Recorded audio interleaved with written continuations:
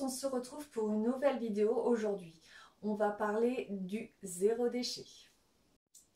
Le zéro déchet, on se dit mais qu'est-ce que c'est que le zéro déchet? Alors le zéro déchet, c'est de limiter les déchets qu'on jette dans la poubelle, donc faire le moins possible de déchets. Donc tout d'abord, pourquoi je me suis lancée dans le zéro déchet? Je me suis lancée dans le zéro déchet parce que j'adore notre planète, elle mérite d'être sauvée. Donc on ne mérite pas de la saccager comme on la saccage parce que les gens ne voient pas ce qui se passe à travers les rideaux. Donc on a un rideau et on ne voit rien de ce qui se passe derrière. Oui, il y a des gens qui trient, il y a des gens qui recyclent, mais ça ne suffit pas. On est en train de démolir notre jolie planète et notre santé en même temps, puisqu'il faut savoir que dans certains produits qu'on utilise, c'est vraiment pas bon pour la santé. J'ai commencé le zéro déchet, j'ai commencé par le tri pour comprendre ce qu'allait dans la poubelle jaune et la poubelle noire. Ça m'a pris beaucoup la tête, faut savoir. Donc aujourd'hui, j'ai téléphoné à une dame de ma région qui m'a expliqué de ne pas faire attention au logo de recyclage qui était sur les emballages. Mais aujourd'hui, sur un site internet de votre déchetterie, il y a un truc qui vous explique en fait ce que vous avez le droit de jeter dans la poubelle jaune. Donc moi, apparemment, j'ai le droit de jeter tous les emballages, donc les films alimentaires, les paquets de chips qu'on ne jetait que dans la poubelle noire avant. Maintenant, on peut la mettre dans la poubelle jaune. Donc maintenant, je vais beaucoup moins me prendre la tête. Tout va aller dans la poubelle jaune. Même mes berlingots de lessive, bon, maintenant je n'ai plus de berlingots de lessive puisque je les ai finis. Mais avant je disais oui, mais les berlingots de lessive ne se recyclent pas et ils ne vont pas dans la poubelle jaune, ils vont dans la poubelle noire. Aujourd'hui, eh ben, on peut les mettre dans la poubelle jaune. Ce n'est pas parce que ça va dans la poubelle jaune que ça va être recyclé. Il y a certains plastiques qui ne peuvent pas se recycler. Donc voilà. Donc aujourd'hui, qu'est-ce que vous avez besoin pour faire le zéro déchet? C'est d'une balance pour peser vos poubelles. Donc la poubelle noire, quand vous la mettez dans le conteneur de poubelle noire, vous la pesez avant de la mettre dedans.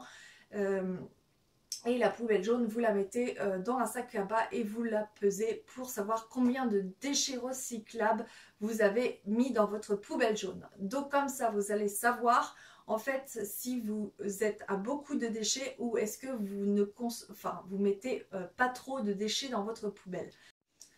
Alors ce qui est dans ma région, j'ai demandé à la dame en moyenne combien de déchets on faisait par an. Du coup, elle m'a donné en moyenne en 2019, donc en vert, il y a 42 kilos par habitant en un an. Ensuite, tout ce qui est recyclable, il y a 60 kilos par habitant en un an. Et les ordures, ce qui est poubelle noire, il y a 116 kilos par habitant en un an. C'est énorme. Qu'est-ce que j'ai fait pour faire beaucoup moins de déchets dans ma poubelle? Bon, je ne suis pas encore à 10 kilos de déchets dans ma poubelle, mais j'avance. Donc du coup, premièrement, j'avais beaucoup de produits comme les lessives, les pastilles, enfin tout ce qu'on achète en base dans un Intermarché. Donc les gels WC, les produits pour laver la vaisselle, enfin... Et je vous avais montré dans une vidéo que j'avais beaucoup de réserves de produits. Aujourd'hui, je suis fière de moi parce que j'ai baissé ces produits-là. Donc, je suis en train de les finir. Je vous ai dit que je finirais mes produits chimiques avant de commencer les produits naturels. Donc, je fais un peu les deux en ce moment. Mais ma priorité, c'est les produits chimiques pour les supprimer définitivement de ma vie. Donc, dans les toilettes, je n'ai plus de produits chimiques. Dans ma cuisine, j'ai encore du produit pour laver ma vaisselle et le produit pour le lave-vaisselle et le produit pour le sol que je dois finir. Ensuite, ce qui est dans mon linge, donc dans mon linge, il me reste 2 bidons de lessive d'extra à finir. Les adoucissants, c'est terminé, on n'en parle plus. Maintenant, je vais passer au naturel. Et ensuite, il me reste un bidon d'eau de Javel en gel. Vraiment, soit je le donnerai à ma belle-sœur ou vraiment je vais le finir, je ne sais pas. Et il me reste quelques produits pour le four à finir. Enfin, il y a quelques produits que je dois finir absolument. Même si j'en suis pas très enchantée, mais il faut que je passe par là pour vraiment me concentrer sur le zéro déchet. Donc, comme je vais avoir beaucoup moins de produits, la lessive, je vais la faire moi-même. J'avais fait une recette en vidéo. Elle est très bien, franchement, elle lave super bien. Donc, je vais utiliser cette recette pour faire ma lessive. Donc, je vais utiliser les paillettes de savon qui ne me coûtent pas très cher. Donc, c'est plus économique et plus naturel pour notre environnement et pour nous aussi. Donc au niveau de l'adoucissant, je vais l'utiliser le vinaigre avec quelques huiles essentielles, mais quelques gouttes, hein, 2 ou 3 gouttes d'huile essentielle, donc pour parfumer un peu le linge, donc voilà. Ensuite, pour mon produit vaisselle, je vais utiliser mon carré de savon de Marseille qui est de côté, du coup, que j'ai coupé en deux.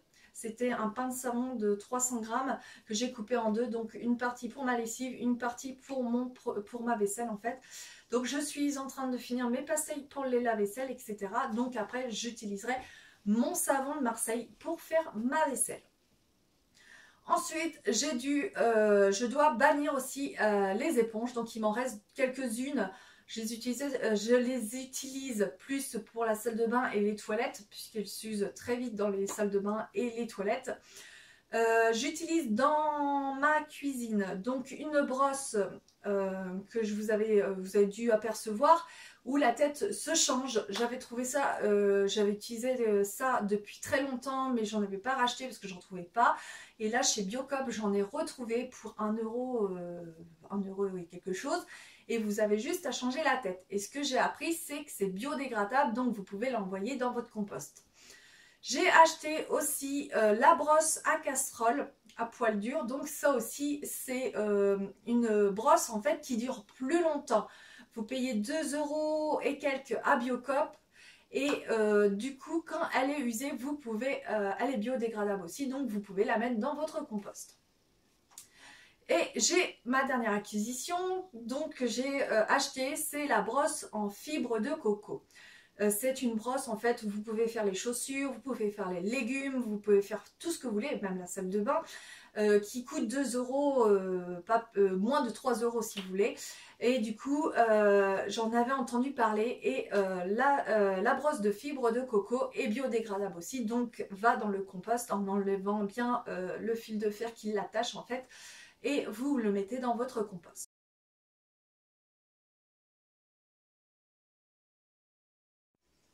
Ce qui est de mes courses. Donc du coup, avant j'allais chez Intermarché, maintenant j'ai changé de magasin, je vais chez Biocop. Vous allez me dire, ouais mais Biocop c'est hyper cher. Alors moi j'ai fait la différence, c'est vrai que le budget n'est pas le même, effectivement. Mais je vous invite à aller acheter des légumes chez Biocop ou des fruits et vous allez voir la différence entre le goût de Super U ou Leclerc ou je ne sais pas où vous allez et à Biocop. Vous allez voir que le goût est plus prononcé chez Biocop que en fait les Intermarchés parce que c'est un goût un peu de flotte. Je trouve les tomates, par exemple les tomates, je donne l'exemple des tomates, elles ont un goût de flotte. Et la dernière fois j'avais acheté des tomates chez Biocop, franchement c'était un délice. Je me suis régalée, donc du coup maintenant j'achète mes légumes chez Biocop et ce n'est pas plus cher que dans les supermarchés. Ensuite, avant, quand j'ai commencé Biocop, je me suis ramené les mains vides. Et du coup, quand vous ne connaissez pas le concept, vous êtes un peu perdu. Donc là-bas, il y a des sacs en tissu que vous payez 0,80 les grands et 0,70 centimes les petits que vous pouvez fabriquer vous-même. Donc du coup, au départ, j'utilisais les sacs je sais pas comment les sacs marrons là, vous voyez, et du coup moi je les jetais dans la poubelle noire parce que je ne savais pas du tout où ça allait. Et en discutant avec les gens là-bas, les gens qui travaillent, ils me disent ben non c'est biodégradable, tu peux le mettre dans ton compost. J'ai fait ah bon ah bon, d'accord, ok. Et maintenant quand on va là-bas, je prends un sac cabin en toile de jute, vraiment un grand. Et j'ai acheté des petits sacs en tissu, donc maintenant j'en ai une dizaine. Donc maintenant quand je vais aller chercher mes fruits et légumes, je les pèse. Je pèse en fait mon petit sac en tissu en premier. Pour qu'il soit calculé mon petit sac, et ensuite je vais genre chercher des bananes. Je prends mes bananes, je les mets dans le tissu, il me demande si j'ai pris un sac du magasin ou est-ce que c'est mon sac à moi. Donc je mets mon sac à moi, et en fait il vous demande de scanner la petite étiquette que vous avez déjà pesé le sac vide, et en fait ça vous déduit le poids du sac, donc vous payez que le produit. Donc c'est ça que j'apprécie chez Biocop. Ensuite, maintenant, j'achète en vrac. Donc j'ai acheté des céréales. Je prends des petites boîtes en plastique. Vous pouvez prendre des boîtes en plastique, soit en fer, soit enfin ce que vous voulez, des bocaux. Vous les emmenez là-bas, vous les pesez en premier vide, et après vous servez en vrac, et vous en fait vous payez que le produit.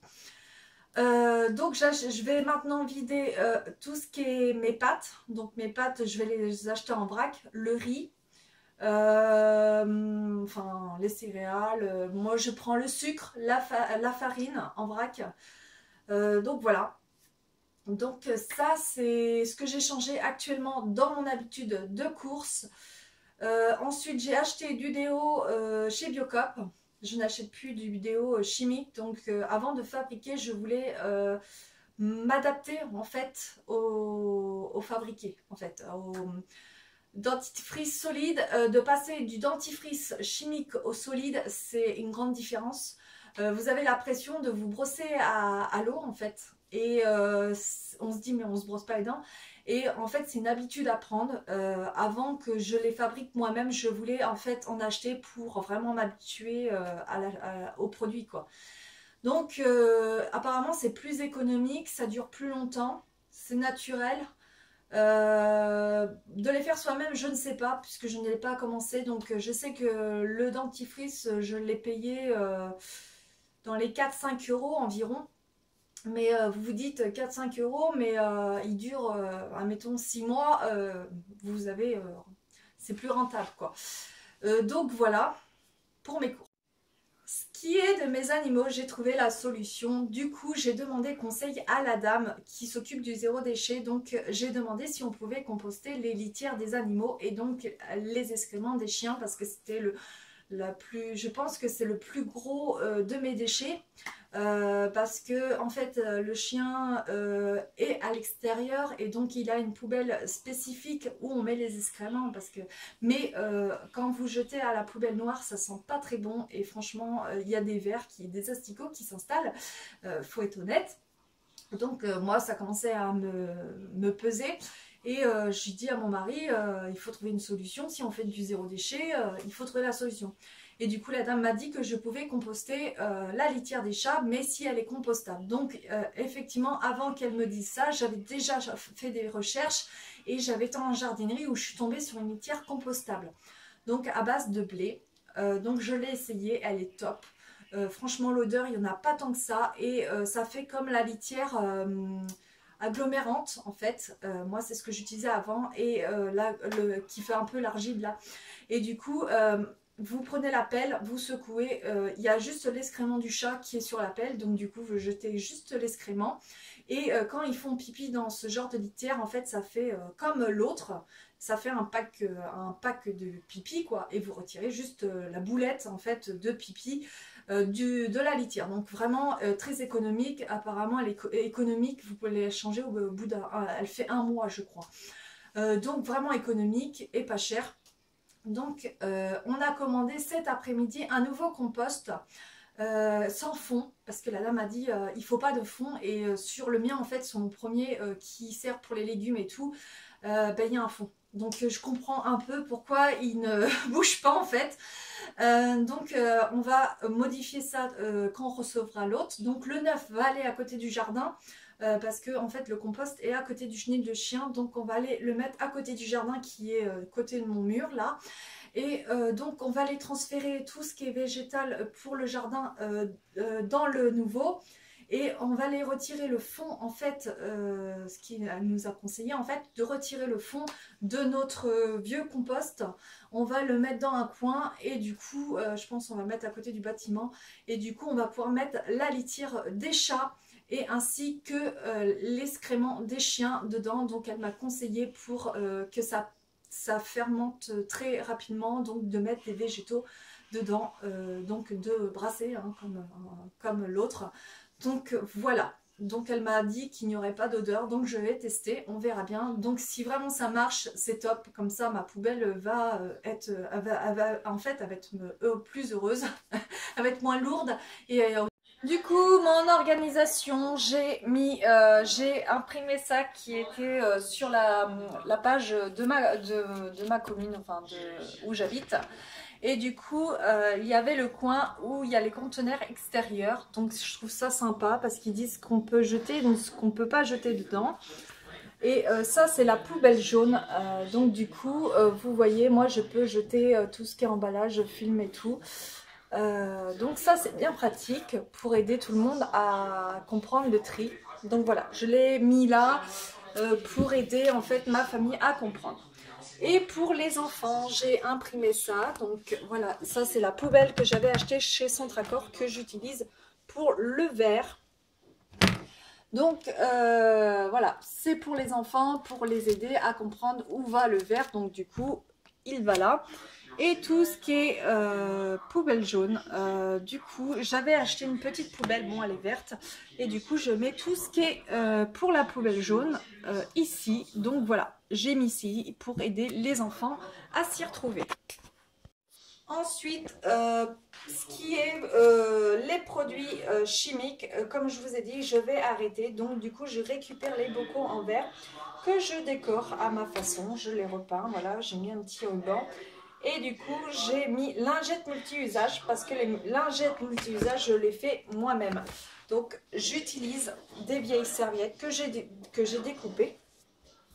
Donc, que je mets dedans avec une recette. Donc, du coup, j'utilise ça pour mes lingettes multi-usage. Donc, ça, c'est un mélange. En fait, c'est un ancien flacon de chez Biocop. C'est un mélange d'écorce d'agrumes d'orange avec du vinaigre. Donc voici la fin de cette vidéo. En tout cas, j'espère que cette vidéo vous a plu. N'hésitez pas à me dire ce que vous en avez pensé par commentaire ou à échanger avec moi sur le zéro déchet. Et si vous avez aimé cette vidéo, n'hésitez pas à la liker. Et si vous n'êtes pas abonné, abonnez-vous. Et suivez-moi sur Instagram, sur Eleonore Briochine. Je vous dis à très bientôt.